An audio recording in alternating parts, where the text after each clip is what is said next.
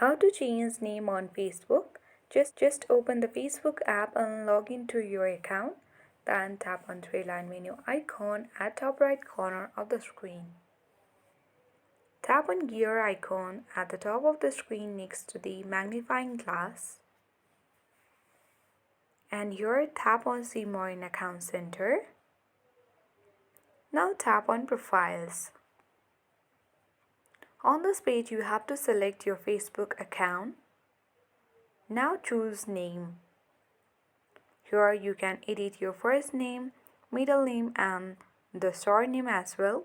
So if you change your username, you can change it again for 60 days.